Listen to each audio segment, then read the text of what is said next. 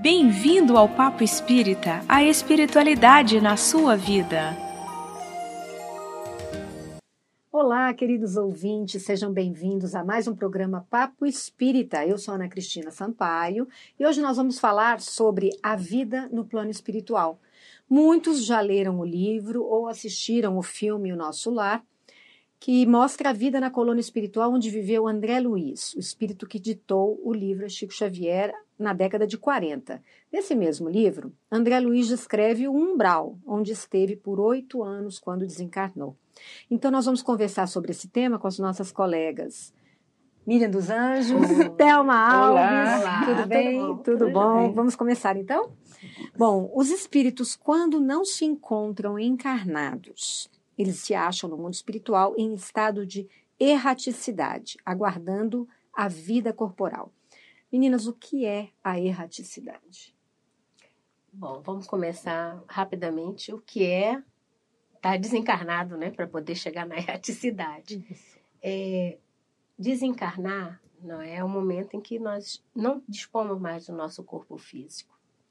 E aí temos o nosso espírito, a nossa alma, como queiram chamar. Somos uma partícula inteligente, imortal, e é ela que sobrevive, não é? Eternamente. Quando deixamos o nosso corpo físico, partimos para o plano espiritual. E quando partimos para o plano espiritual, encontramos a erraticidade, que é um estado, não é, Thelma? É um estado em que eu vou me deslocar conforme são meus pensamentos, os meus sentimentos. Porque lembra que, embora encarnados, nós somos matéria condensada, energia condensada, desculpa. Quanto espírito, também somos energia. E as energias acabam, né, se aglomerando conforme suas afinidades. Exato. E essa palavra, ela foi abordada no Livro dos Espíritos, né? Há muitas moradas na casa do meu pai, que foi colocado lá. E também, se eu não me engano, na questão 224A, que foi perguntado quanto tempo o espírito vai, né, permanecer no plano espiritual.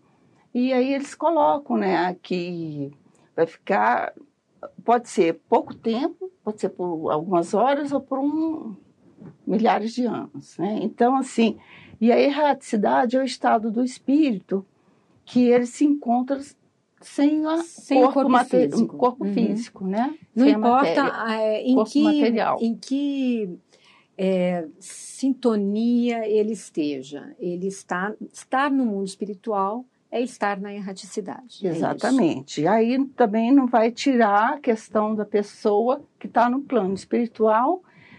Vamos dizer, se ela está lá, ela vai estar, já evoluiu. Não, ela vai para o plano espiritual de acordo com a natureza dela. Se ela fez coisas boas, tem afinidades com o bem, ela vai para um lugar melhor, vai estar num lugar melhor. Se não, vai ser atraída para o lugar que ela tem afinidade. Então, isso aí era a minha segunda pergunta, né? No plano espiritual, os espíritos agem de acordo com o seu grau evolutivo, né? Isso. Thelma, os que pertencem à família da Terra, porque a gente entende que outros mundos são habitados, né? Os que pertencem a essa nossa família daqui, quase sempre encontram-se à nossa volta, convivendo e ligados conosco pelo pensamento. A pergunta é, os espíritos que nos são afins podem estar ao nosso lado?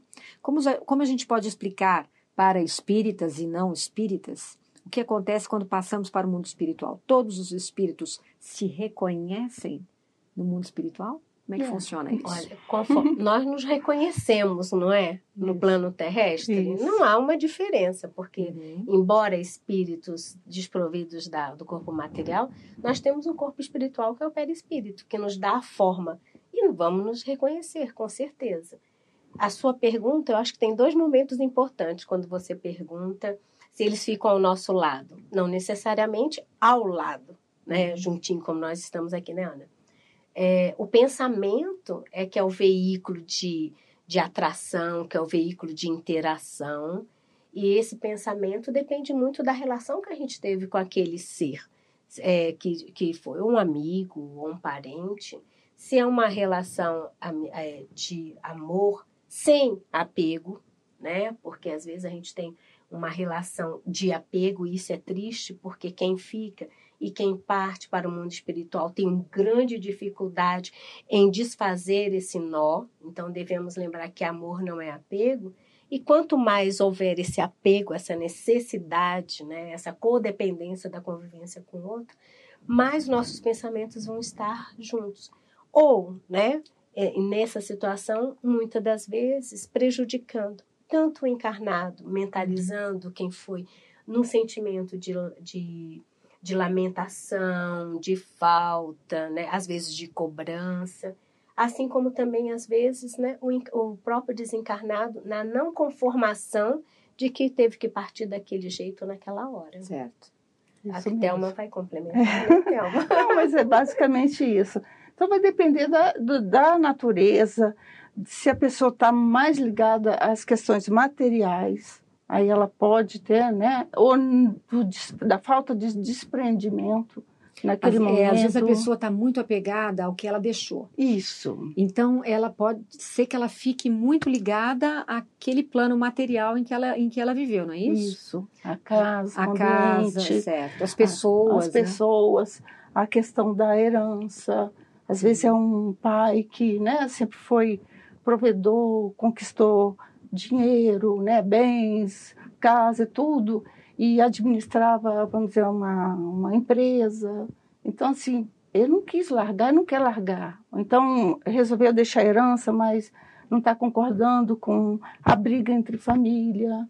Então, existe uma série de situações que vai colocar, né, aquela pessoa se coloca num ambiente que fala assim, eu sou imprescindível, né, na condução daquela família. Sem minha presença, nada funciona.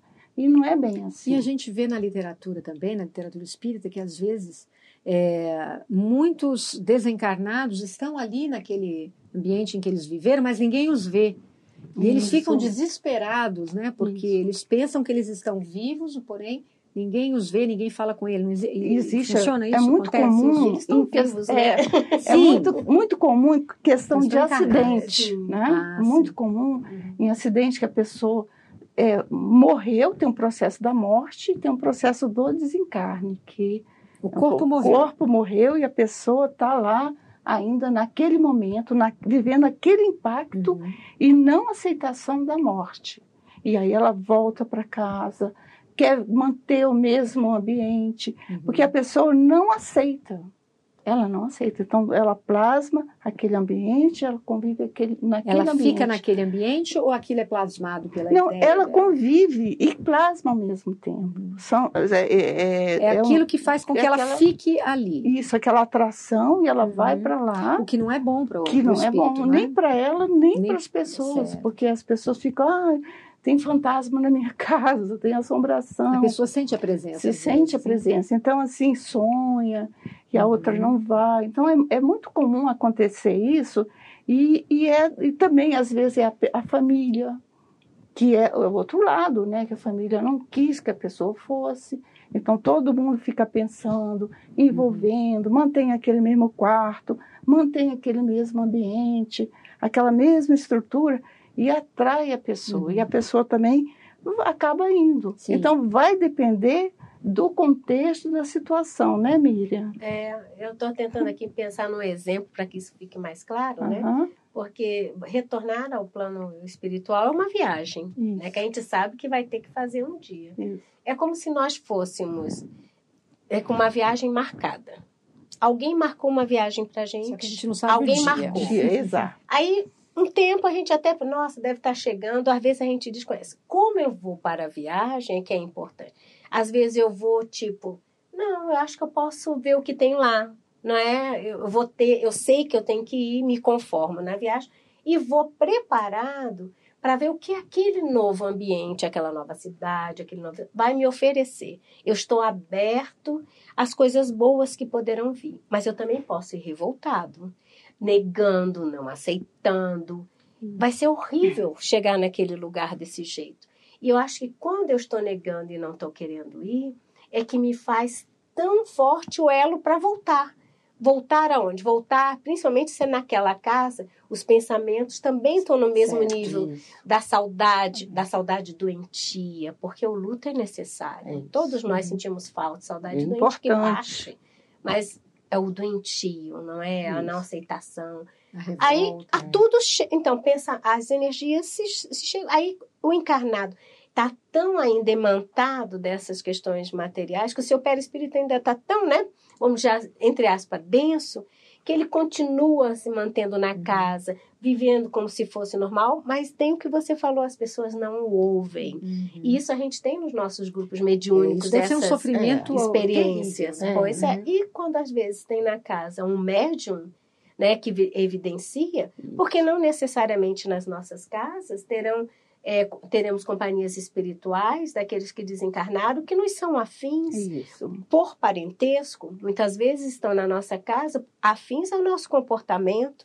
Então, nós temos muito que estar atento aos nossos pensamentos, às nossas emoções, para saber com quem estamos convivendo, não é? Exatamente. E muita gente, né, assistiu ao filme Nosso Lar, cujo objetivo, né, do livro era justamente iniciar a jornada do André Luiz, que no mundo espiritual veio para cá, através do Chico, contar como é que funcionava, né? Porque antes a gente não tinha informações tão detalhadas sobre como era a vida no mundo espiritual. E o filme mostra o umbral, né? Que ele desencarnou e ele se viu num lugar horrível, né? Um lugar lamacento, em que ele vivia andando em círculos, pessoas gritando em volta dele, e aquilo ficou na mente, né, de muitas espíritas e não espíritas que assistiram ao filme. E todo mundo tem um pouco de medo, né? Medo do umbral. Vamos explicar o que é o umbral? Inclusive tem um mentor espiritual que acompanhou André Luiz, né, que ele coloca, se eu não me engano, não é o Clarence, é o Lísias, que ele coloca que o umbral é um local que você passa por lá, porque assim, você tem a vestimenta da roupa, né? Ele faz uma analogia bem interessante, para tentar lembrar mais ou menos esse fato. Aí você tem a vestimenta, você suja essa vestimenta, né? Que é o seu corpo, né? Então você tem cheio de sujeiras e tudo, aí você passa por um umbral para um processo de limpeza, né? Envolvendo aquele processo no esgoto mesmo, né? Então vai ser dependendo de cada um, da sujeira que você vai adquirindo no processo encarnatório, né? Aqui, sujeira que você fala são pensamentos conflitantes. Não, o que você faz de errado. Ou maltratar o seu corpo físico. O próprio André Luiz, que ele se colocou como exemplo.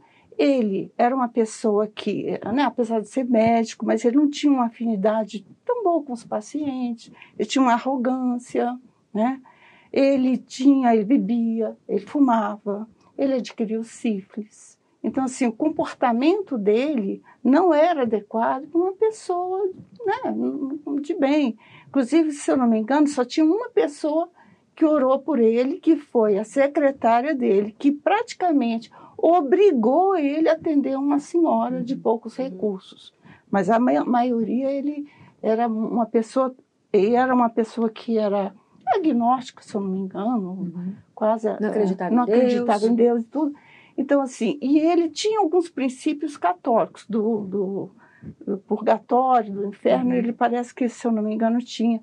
Então, ele teve que passar por um momento lá de processo de sujeira mesmo, de limpar o corpo e aceitar a situação na condição de criatura, filho de Deus, e naquela posição de humildade, de carente de ajuda, o Criador, que ele só foi, Clarencio, a pedido da mãe dele, sempre estava do lado dele, esperando o momento dele ser resgatado.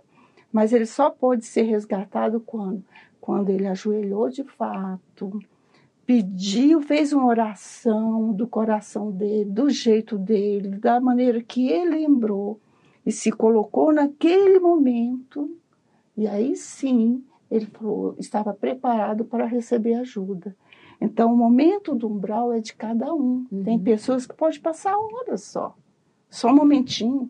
Outras podem passar milhares de anos. Agora, o umbral, ele não é ele é um local ou ele é um estado vibracional, uma conexão do pensamento, alguma coisa que a gente plasma? Ele existe. É uma região.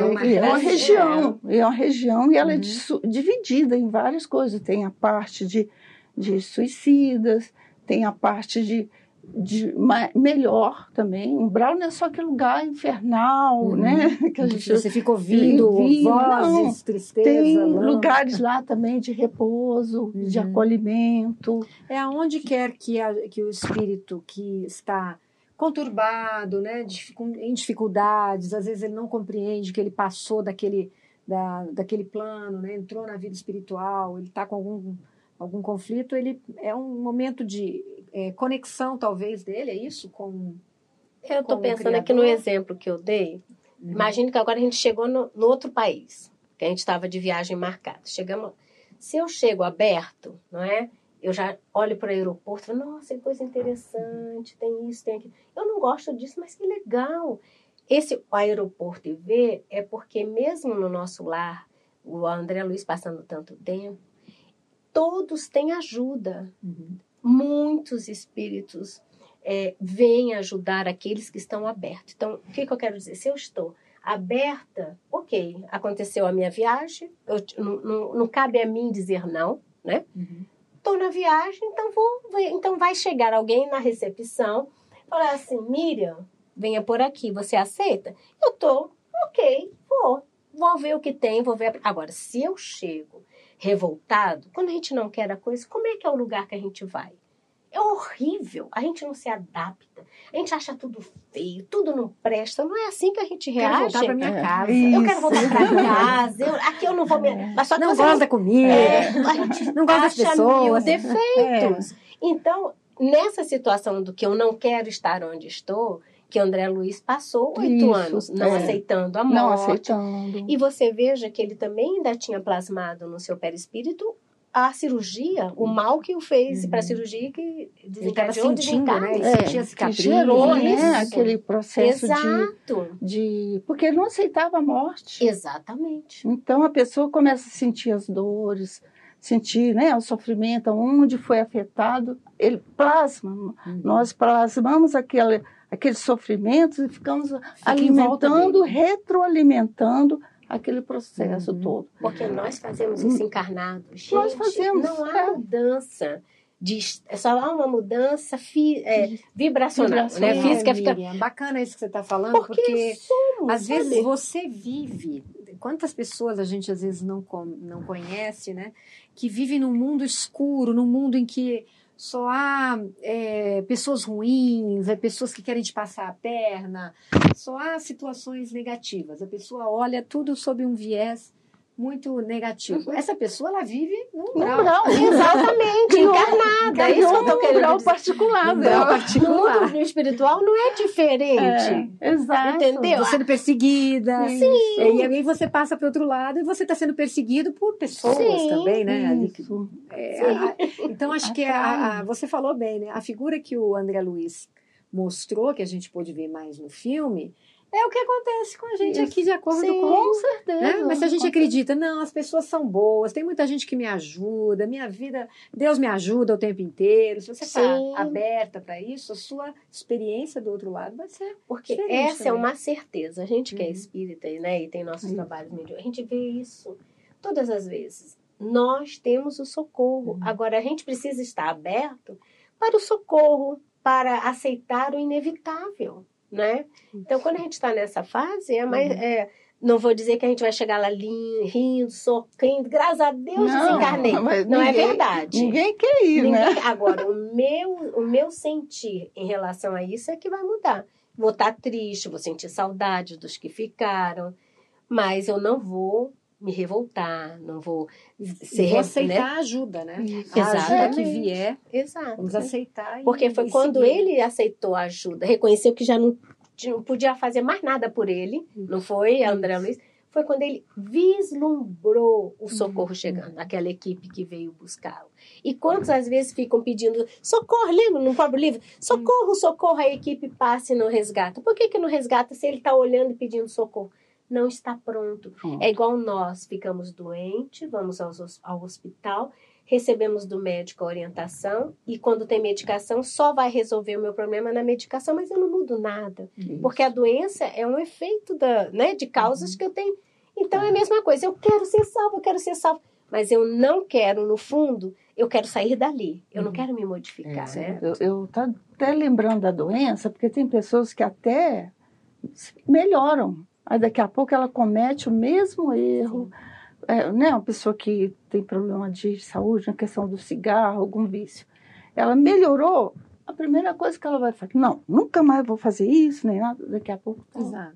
E isso é verdade, acho que todo mundo tem meio que isso como um exemplo na vida.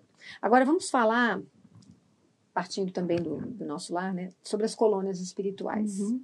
O que a doutrina espírita explica sobre como elas são criadas, a hierarquia entre elas e como que nós podemos viver nelas? O que vocês podem falar sobre isso?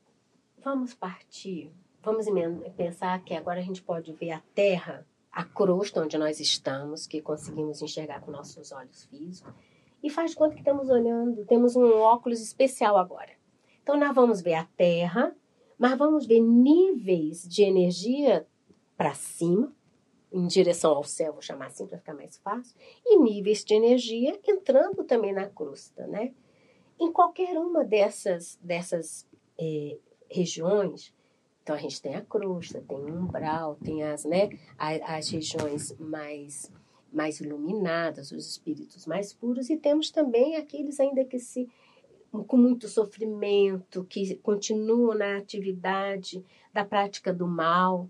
Mas em cada um desses locais há o socorro da divindade. Deus jamais vai deixar de suprir e de ajudar o ser humano, ainda que ele esteja equivocadamente, persistentemente no mal.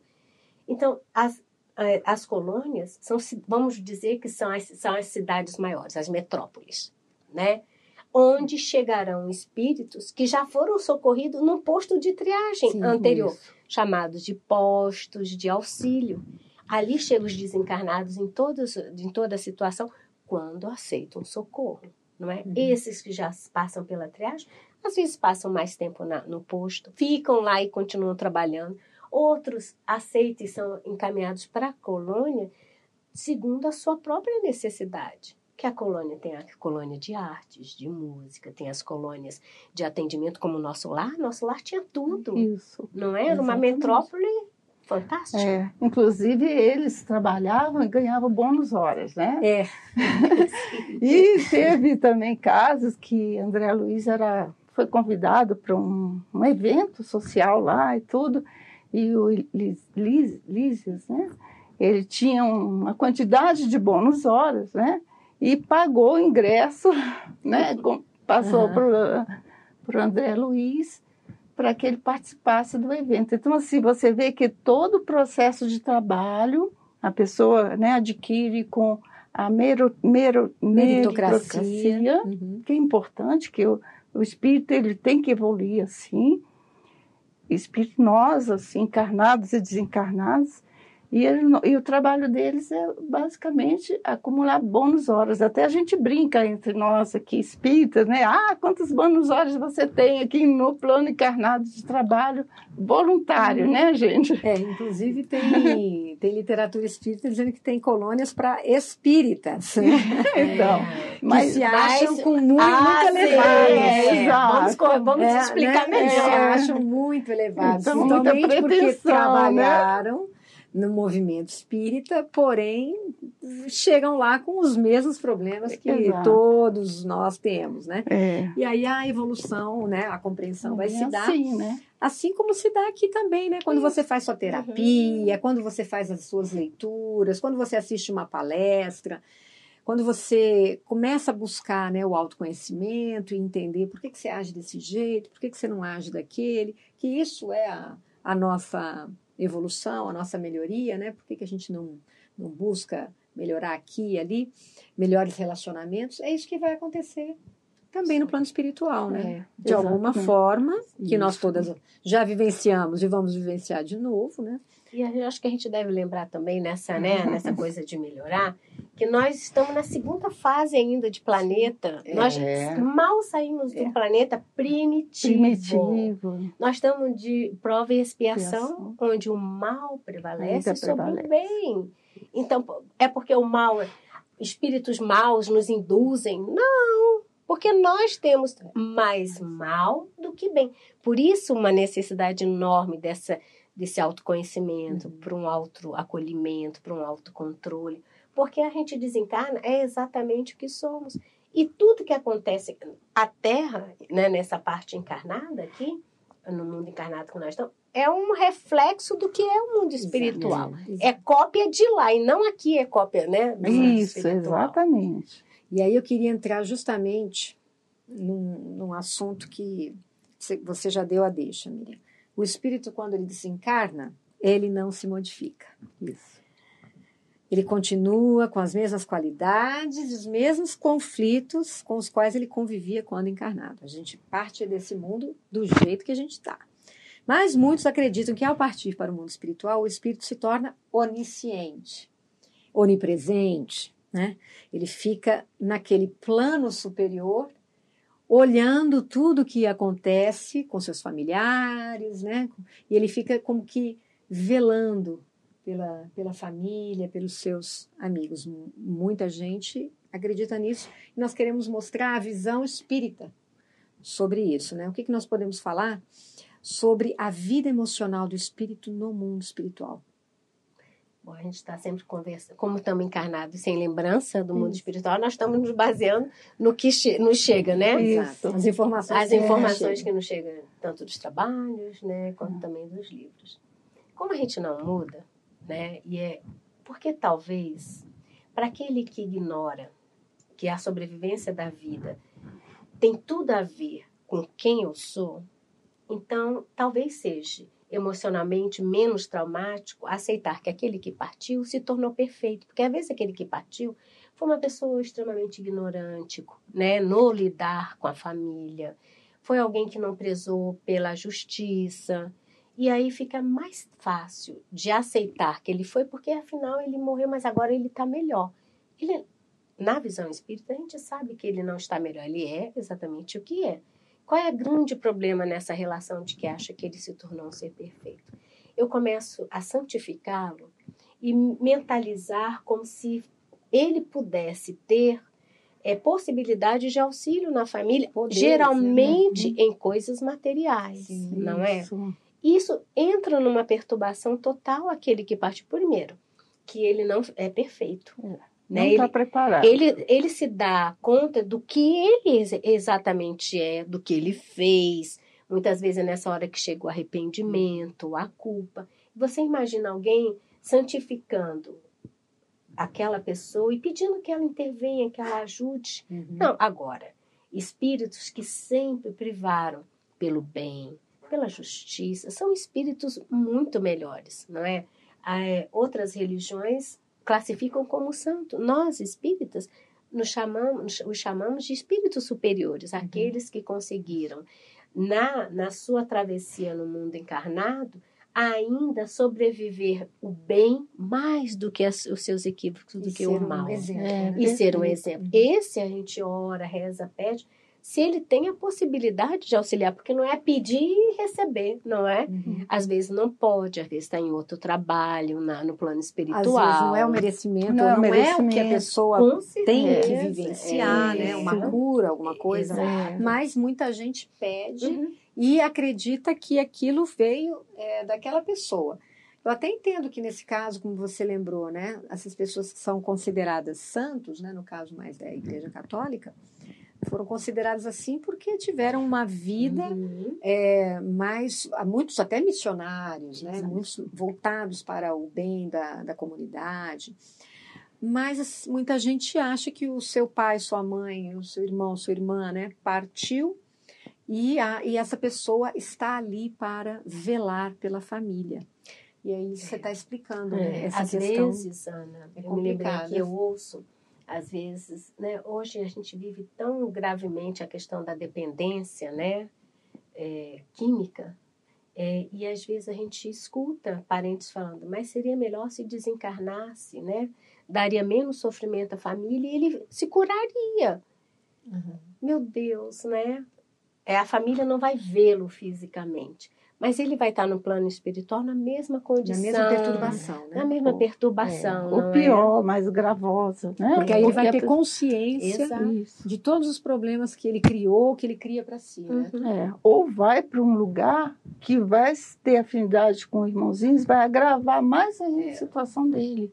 Que ele vai obsediar outras pessoas, que aqui está deixando a oportunidade de uma hora melhorar, romper com qualquer vício, e chega no plano espiritual ainda com mais vício ainda, vai assediar outros. Então, vai se tornar um obsessor na questão a melhora dele vai ser mais difícil. Mais difícil. Se ele tivesse encarnado e ele veio e ele encarnou para tentar superar aquele problema. Porque ele já veio um compromisso com aquelas particularidades ali, né, com aqueles conflitos.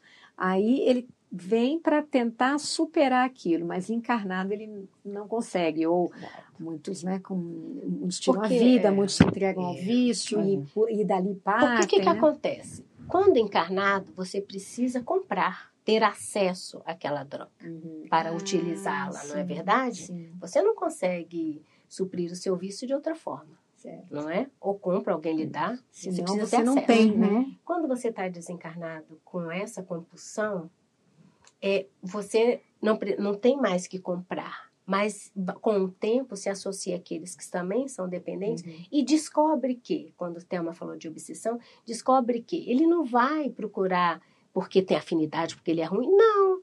De repente, um que também tem ainda encarnado essa compulsão, ele se junta àquele grupo, uso para que ele, de forma indireta, supra a sua necessidade. Ele não compra, mas o outro é o seu instrumento de acesso à droga que ele ainda faz uso, sabe? Certo. E esse conhecimento é super importante, né? Se todo mundo tivesse essa informação, quanta coisa a gente não evitaria, assim, pela força de vontade mesmo, né? Agora, vamos falar sobre essa questão do do reencarne. A pessoa está lá no mundo espiritual e chegou o momento dela de reencarnar. Como é que acontece, mais ou menos, isso? Olha, eu vou só, antes que a Thelma vai conversar, mas eu me lembrei uma parte do nosso lar, que toda vez que eu assisto, ela me chama muita atenção. Quando desencarna, nós que ficamos aqui, temos a saudade. Lembra quando aquela senhora da família, onde estava André Luiz, ela estava no preparo para reencarnar? A tristeza da família, principalmente quando ela entra naquela rampa para cumprir o processo do reencarne. Então, esse processo de distanciamento dos quais de quem nós amamos, é dor, entre aspas, tanto para o que volta ao mundo espiritual, quanto para aquele que reencarna. Porque quando a gente recebe o que reencarna, que felicidade, né? Que chega aquele serzinho lindo nas nossas famílias. Mas, ao mesmo tempo, lá no plano espiritual, alguém ora e alguém tem saudades. É verdade. É incrível mesmo. Mas o reencarne, a gente decide como é que funciona mais ou menos? Depende de cada um, né? Como tudo, né? Depende da maturidade do espírito. Se um espírito é evoluído, já tem um nível, assim, compreensão, né? Ele mesmo, junto com a equipe que prepara o processo de reencarnação, vão fazer um trabalho, existe até um mapa do corpo, num dos livros de André Luiz, né, Miriam? E aí eles fazem, são engenheiros siderais que chamam, né? Que faz o mapa do seu corpo, o DNA, o que você vai ter problema de saúde ali, acolá. Geralmente pedimos para ter um monte de problema, né? Não, eu quero aproveitar, resolver várias encarnações num pacote só, né? Eu quero isso, eu quero aquilo, quero deixar de andar, quero não sei o quê. E aí pede um monte de coisa. E pessoal da equipe espiritual fala, não, peraí, não, calma. Você não vai dar conta. Não é bem assim, né? Você tem que resolver essas questões com algumas pessoas, com a sua comunidade aqui, ou só com aquele grupo familiar. O processo reencarnatório vai ser durante 17 anos, ou 14, ou 90 anos, aí vai dar de acordo com cada um. Isso quando o espírito tem consciência, já está com uma maturidade muito boa, né? Apesar de ser desse mundo de provas e expiações, mas ele consegue entender lá no mundo espiritual quais foram os erros, aonde que ele... Mas lembrando que no mundo espiritual a gente tem melhor discernimento, né? Maturidade, está mais claro tudo. Tá transparente, né? Isso. Por isso que muitas vezes bate a culpa, a gente perde muita coisa, acha que é capaz. Né? E aqui chega 1/3 do que a gente está passando e não dá conta. E fica reclamando, fala, não, eu não pedi isso, a gente tem uma amiga assim, sabe? E que aquele espírito que passa pelas provas resignado é aquele que entendeu, né? Sim, é aquele que está ali no corpo e entendendo o que se passou, né? Agora, aquele espírito que está lá no mundo espiritual ainda muito perturbado. Compulsão, né? Compulsiva. Como é que ele compulsória, reencarna? Reencarnatória compulsória, que a gente chama, né? Que aí os mentores vão preparar, né, o planejamento daquela pessoa e tudo, e ela vai reencarnar, dependendo do local, da condição. Às vezes é uma pessoa que vai reencarnar, logo vai ser órfão, né? Então, sempre uma condição mais difícil. Difícil. Então, cada um de acordo com o seu projeto de vida e que a espiritualidade vai atuar, né? Então, assim, ninguém vai passar aqui, é que a gente costuma falar, né? Aqui, na Terra, né, reencarnando, a gente não está de férias, né? Então, tem gente que reencarna numa fase boa, tem outros que depois volta, está mais complicado. Porque também a literatura fala isso. Às vezes, você tem uma encarnação um pouco de você dar uma respirada, né? Porque ainda tem que vir muita prova, né? Porque você tem que aprender muita coisa. Aí você adquire uma certa maturidade e aí depois você está mais fortalecido, né? Para aguentar uma prova mais difícil. Exatamente. Então, tem pessoas que você vê que ela está nascendo assim, sem os braços, sem isso, não sei o quê, mas a cabeça da pessoa que ela passa, tem até, né, um estrangeiro que... Então, ele é motivador, é palestrante, fala isso, fala aquilo, supera tudo e todos. Aí você, meu Deus, como é que a pessoa passa? E muitas vezes a gente está aqui como espírita, né, conhecendo, tendo conhecimento, e aí às vezes está reclamando. Olha, né? Como é relativo. Eu tenho o caso rapidamente, que o nosso tempo já está terminando, eu tenho uma irmã que desencarnou aos 11 anos. Dos 10 aos 11 ela sofreu uma doença e rapidamente foi embora, ficou sem andar. E eu tinha 15, eu tomava conta dela, ajudava muito ela. E aí eu andava com ela, né, com a cadeira de rodas dela, e eu via ela sempre feliz. Olha só. E na minha cabeça, lá ainda de menina, né, uma vez eu me peguei pensando, ela não reclama, ela passa por uma cirurgia atrás da outra, uma químio, uma rádio, vai para o hospital e ela não reclama. Poxa, por que eu não melhoro? Na minha cabeça, eu pensaria isso. Por que eu não melhoro? Eu não estava preparada para passar uma coisa dessa. Agora ela estava. E em um ano, acabou essa prova dela. Quer dizer, a gente consegue enxergar isso, né, no espírito. Quando tem essa vem, né? Possibilidade de enxergar isso. É tão bonito, né? Porque assim, você enxerga, se a pessoa está passando por alguma dificuldade, você pede a Deus para que envolva aquela pessoa, para que ajude, para que ela tolere, né? Ou então, se aquela pessoa está passando dificuldade, você, poxa vida, nossa, eu quero ser melhor igual aquela pessoa. Então, te motiva a ser uma pessoa melhor, né? Como você tirou da sua irmã, que ela passou todo esse tempo pequeno que ela passou com vocês, mas ela mostrou uma heroína para você, né? Se colocou como uma heroína e você só tem coisas boas Uhum. dessa convivência que você teve, Exato. né? Olha que coisa mais bonita que a doutrina nos coloca, Não, né? ela me apresentou a doutrina, né? Embora ela nunca tenha sido espírita. Então, olha só. Mas você não precisa usar uma bandeira para compreender essas coisas, não é? Exato. E a partir da minha convivência com ela, é que minha mãe começou a buscar também informações sobre mundo espiritual, né? Uhum. E aí a coisa começou a se abrir e estamos aqui, né? Que Bom, a gente espera que o ouvinte tenha conseguido entender um pouquinho mais como é que funciona a vida no plano espiritual. Não é um assunto fácil, porque a gente não tem resposta pronta, né? Como a gente falou aqui, cada caso é um caso. Agora, Ana, só te interrompendo, mas quem tiver o interesse, todas as obras de André Luiz, psicografado por Chico Xavier, vão falar exatamente diferentes situações, como é a vida no mundo espiritual. E alguns livros trazem uma riqueza de detalhes, Nossa. que só agora a ciência, por exemplo, está começando a explicar, né? São década de 40 e hoje o André Luiz, a ciência está mostrando que ele estava tem certo, razão. E tem coisa que ainda vão descobrir. Vamos descobrir, exato. Então, boa dica. Então, obrigada, Miriam, obrigada, Thelma.